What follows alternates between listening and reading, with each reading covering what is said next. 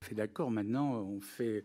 Non, mais je vous racontais cette histoire de signalement que, à une autre époque, dire Coco, Claude Sauté, il faisait toujours Coco. Alors, au Coco, ça va? Ben, il aura un signalement maintenant. Alors, pour vous dire que c'est vrai qu'il faut faire attention. Ben, c'était un autre acteur. J'irai voir l'autre acteur en disant écoute, tu te calmes parce que franchement, tu es dans une autre époque. Et puis même, sans en parler d'une époque, tu n'as pas de conduire comme ça. Et si c'est, je ne sais pas, le signalement, ça peut être que justement, il y a aussi, on oublie aussi, mais il y a aussi le verbe. On peut très mal parler à un acteur ou une actrice. C'est bientôt fini, monsieur. Vous avez encore un quart d'heure.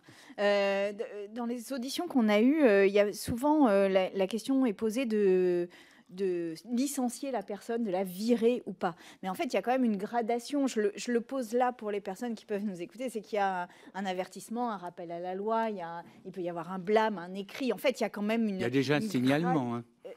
Non, mais le signalement, évidemment, suite à un signalement, il peut y avoir avertissement, blâme, etc. C'est-à-dire qu'on n'est pas obligé, parce que là, on a l'impression que c'est du tout ou rien, mais en fait, il y a quand même une gradation des sanctions. Et je pense que c'est important de le rappeler, parce que cette question de l'avertissement, par exemple, n'a jamais été posée, alors qu'en droit du travail, on peut poser des actes avant le licenciement, et c'est même heureux de le faire. La volonté de dire maintenant c'est tolérance zéro sur mes tournages et sur nos tournages. Et je peux même vous dire, et comme je suis extrêmement, moi je suis toujours sincère et transparent. J'ai eu un peu des conflits avec la scénariste Fanny Herrero, parce qu'elle me disait mais toi tu parles, c'est un peu l'ancien monde. Et là, à l'époque, il n'y avait pas encore eu l'article de Télérama. Hein. Et elle me disait, elle me dit, mais Dominique, arrête, c'est plus comme ça et tout ça.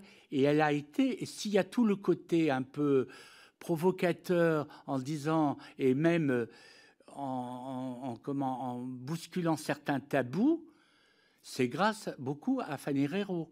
Parce que moi, j'étais un peu dans la nostalgie du cinéma, et voilà. Et donc, c'est pour ça que cette série, elle a fait le tour du monde.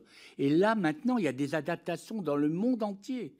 Et donc, ça veut dire que cette série parlait de quelque chose dont on n'avait pas encore parlé.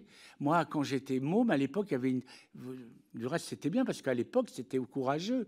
Il y avait Les Saintes Chéries avec Micheline Prel. C'était une femme qui avait décidé de prendre sa vie en main, comment ça s'appelle, son mari qui disait, tu as... C'était peut-être la première série féministe avec Micheline Prel. Eh bien, ça avait fait le tour du monde.